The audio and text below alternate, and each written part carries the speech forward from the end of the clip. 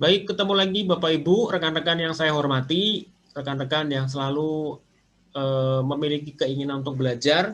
Jadi berikut ini adalah materi atau penjelasan yang akan saya sampaikan dari Pusat Pelatihan Indonesia terkait kompetensi operator K3 Industri Migas. Tujuannya untuk apa? Tujuannya adalah ketika Bapak Ibu dan rekan-rekan semua yang saat ini mungkin akan mempelajari ilmu K3 atau berminat untuk menjadi personal K3 atau yang saat ini masih belajar, kemudian melihat peluang yang sekarang mungkin ada perusahaan-perusahaan yang selalu mencari personal K3, maka Bapak Ibu bisa mempelajari terlebih dahulu sebenarnya apa sih kompetensi yang harus dimiliki. Nah, untuk saat ini yang akan kami jelaskan adalah kompetensi terkait operator K3 Industri Migas. Karena nanti K3 itu sangat banyak sekali. Untuk K3 Migas saja ada 3 nanti ya. Ada operator K3 Migas, kemudian ada pengawas K3 Migas, ada juga nanti pengawas utama K3 Migas. Nanti disesuaikan dari pembagian di SKKNI. Nanti boleh Bapak Ibu, rekan-rekan semua, nanti tinggal dicari aja SKKNI nomor 267 tahun 2015. Nanti bentuknya Permenaker RI. Boleh ya? Nanti sebelum dapat atau nanti sebelum ikut ujian sertifikasi kompetensi terkait K3 yang nanti dapat sertifikat dari Badan Nasional Sertifikasi Profesi, nanti boleh nih diukur dulu kemampuannya, apakah kemampuan yang dipersyaratkan oleh SKKNI sesuai dengan yang Bapak Ibu miliki. Ini juga bisa dimanfaatkan untuk rekan-rekan yang sekarang sudah punya pengalaman yang nanti akan disesuaikan dengan unit kompetensi dan kriteria unjuk kerja yang dipersyaratkan. Baik ya, jadi secara global kita mulai ya.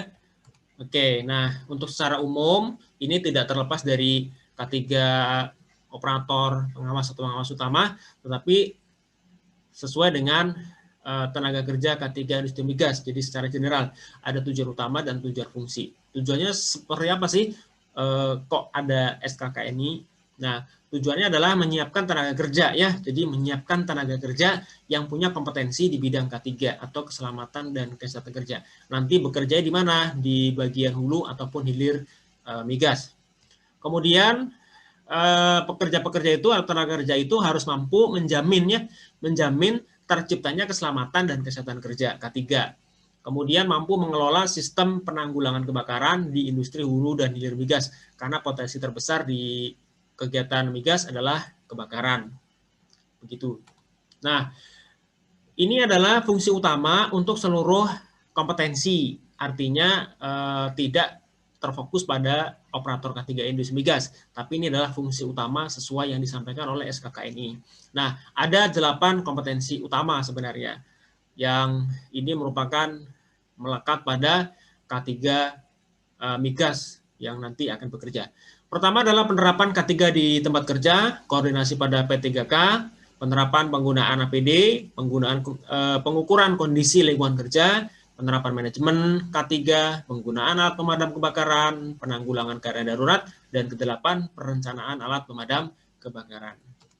Oke, khusus untuk kompetensi operator K3 Industri Migas sendiri punya 9 unit kompetensi, artinya 9 inilah yang nanti akan diuji oleh asesor dari LSP, Lembaga Sertifikasi Profesi. Apa itu 9 kompetensi itu? Yang pertama adalah Bapak harus mampu melakukan penerapan peraturan perundangan K3, kemudian penerapan aspek K3 di tempat kerja, penggunaan alat pelindung diri, kemudian melakukan pemadaman kebakaran, pengoperasian peralatan pemadam kebakaran, nanti juga ada penggunaan SCBA atau Self-Contained Breathing Apparatus, pengujian alat uji gas, pengoperasian sonometer, dan terakhir adalah melakukan pertolongan pertama pada korban kecelakaan. Itu adalah unit kompetensi yang harus dimiliki oleh operator K3 Industri Migas. Untuk video yang pertama kali ini akan dibahas untuk unit kompetensi yang pertama. Baik ya, yang pertama adalah Bapak Ibu dan rekan-rekan semua harus punya kemampuan terkait penerapan peraturan dan perundangan K3. Nanti kalau Bapak Ibu download SKKNI-nya, nanti ada ketemu yang namanya elemen kompetensi dan kriteria unjuk kerja. Nah, untuk penerapan peraturan perundangan, di sini ada 2 elemen kompetensi. Pertama adalah memilih peraturan dan perundangan K3 yang berlaku pada industri migas, dan kedua adalah menerapkan ketentuan dalam peraturan perundangan K3 di industri migas.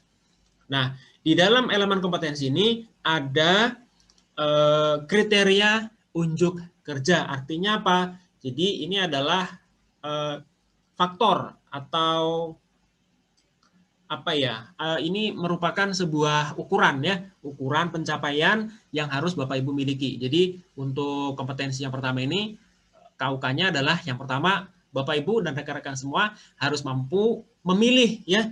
Jadi dari berbagai sumber, dari berbagai lembaga, kementerian dan yang terkait itu memiliki banyak peraturan dan perundangan.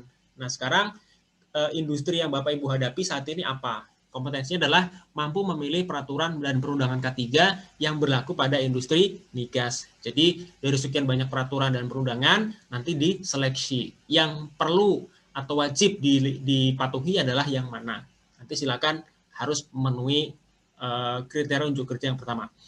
Yang kedua, setelah mampu memilih dari peraturan segitu banyaknya di Indonesia, yang kedua adalah mampu memasang ketentuan persyaratan K3 yang ada di dalam peraturan dan perundangan di perusahaan. Jadi di dalam peraturan dan perundangan tersebut ada ketentuan-ketentuan terkait K3 yang wajib harus dilaksanakan. Jadi Bapak Ibu harus baca, kemudian harus mengeluarkan persyaratan apa saja yang harus ada dan harus dilakukan di tempat kerja. Itu untuk elemen kompetensi yang pertama. Masuk pada elemen kompetensi yang kedua. Apa itu? Yaitu adalah menerapkan ketentuan-ketentuan dalam peraturan dan perundangan K3 yang berlaku di industri migas. Di sini setidaknya ada 3 komponen pencapaian ya. Jadi komponen pencapaian 3. Yang pertama adalah Bapak Ibu, rekan-rekan semua harus mampu melaksanakan persyaratan tempat kerja sesuai peraturan dan perundangan K3. Berikutnya, mampu melaksanakan hak kewajiban pengusaha dan pekerja sesuai peraturan dan perundangan K3. Dan yang terakhir, mampu menerapkan sanksi terhadap pelanggaran dan peraturan dan perundangan K3. Jadi itu adalah kompetensi ataupun nanti bisa dijadikan sebagai gambaran acuan untuk kita bisa mengukur. Jadi kemampuan kita apakah sudah terakomodir semua sesuai dengan permintaan dari SKKNI, ya boleh nanti dipelajari lebih lanjut. Baik, untuk unit kompetensi kedua sampai ke 9 nanti dilanjut ke video yang berikutnya. Untuk yang pertama saya cukupkan untuk penjelasannya sekian. Nanti silakan dilanjutkan ke video berikutnya. Terima kasih dan selamat beraktivitas kembali.